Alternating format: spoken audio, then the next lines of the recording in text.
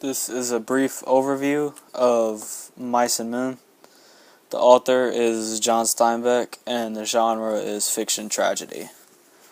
So basically, the setting is it's in the 1930s on a ranch in Southern California.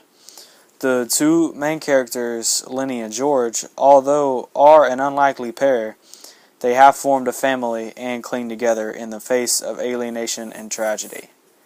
George is the stereotypical small man with intelligence, while Lenny, on the other hand, is a giant of a man with a mental disability. So he relies heavily on George for guidance and protection, and vice versa. So as the story goes, they stumble on a riverbed and decide to camp out. The next morning, they catch a bus to a ranch.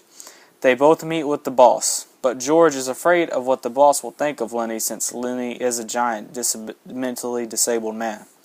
So he decides to do all the talking.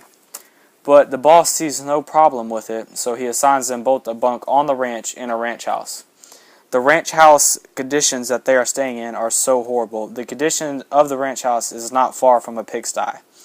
So Lenny and George just get used to it. So work and life goes on. After a while, the boss's son's flirtatious wife decides to flirt with Lenny. When Lenny tells her he likes to pet soft things, she lets him pet her hair.